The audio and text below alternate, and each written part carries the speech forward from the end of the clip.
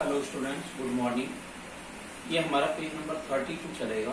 इसमें लिखा है how to protect workers the unorganised sector. Unorganised sector में किस तरह से लोगों को जो एम्प्लॉय हैं उनको प्रोटेक्ट किया जा सकता है। देखिए, the organised sector offers jobs that are the most sought after but the employment opportunities in the organised sector have been expanding very slowly.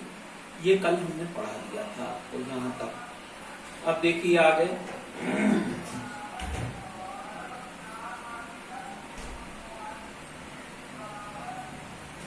इसमें लास्ट, इस पेज पर लास्ट स्टेंजा है आपका, उसमें भी हमने बता दिया था, ये भी बता दिया। We also find the majority of workers from scheduled caste और शेड्यूल्ड ट्राइब। ये हमने कल करवा दिया। अब चलेगा हमारा page number 33, sectors in terms of ownership, public and private sector. तो ऑनरशिप के अकॉर्डिंग जो सेक्टर्स हैं इकोनॉमिक सेक्टर, वो दो तरह के सेक्टर होते हैं। दो, एक तो पब्लिक सेक्टर होता है, प्राइवेट सेक्टर होता है।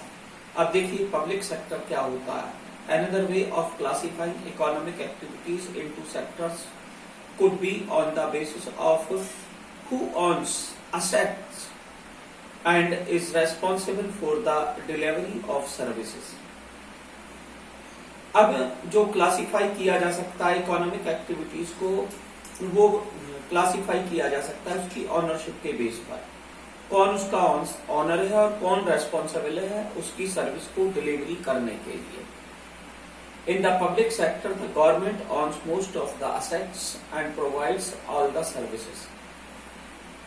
पब्लिक सेक्टर जो होता है वो गवर्नमेंट ऑन्स होता है, यानी उसकी जो मालिक होती है, ऑनर होती है, वो सरकार होती है और वही एक सर्विस प्रोवाइड करवाती है। In the private sector, ownership of assets and delivery of services is in the hands of private individuals और कंपनीज। और प्राइवेट सेक्टर के अलावा जो हमारा ये पब्लिक सेक्टर के अलावा जो प्राइवेट सेक्टर है, उसमें कोई एक व्यक्ति या एक कंपनी हो सकती है, कोई ग्रुप ऑफ पर्सन्स हो सकते हैं, उसके ऑनर जो सर्विस प्रोवाइड करवाते हैं। थोड़ा सा हो रहा है इसमें, देख लीजिएगा। रेलवेज और post office is an example of public sector.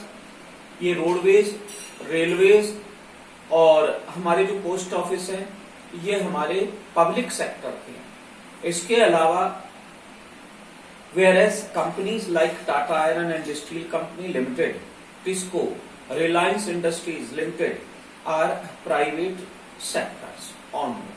यानी जो रिलायंस की कंपनी है वो प्राइवेट सेक्टर में है, जो Tata, TISCO, steel and iron and steel industry है वो भी हमारी प्राइवेट सेक्टर की है। Thank you very much.